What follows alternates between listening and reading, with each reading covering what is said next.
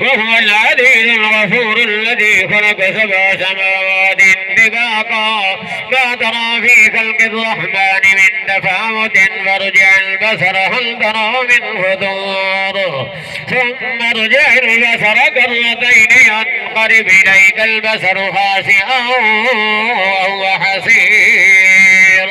ولقد زينا السماء الدنيا بمصابيح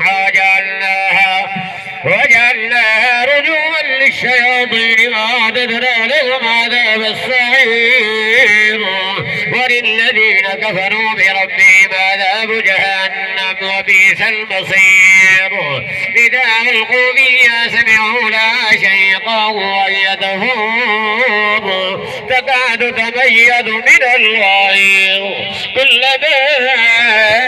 ألقي فيها فوج سألهم خزنتها ألم يأتكم نذير قالوا بلى قد جاءنا نذير فكذبنا وقلنا ما نزل الله من شيء إن أنتم إلا في ضلال كبير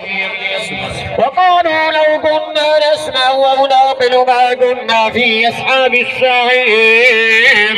فاعترفوا بذنبهم فذوقا لأصحاب السعير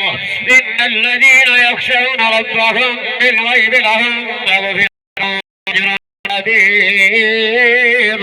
وأسروا قولكم واجهروا به إنه عليم بذات الصدور ألا يعلم من خلق وهو اللطيف الخبير. ما شاء الله.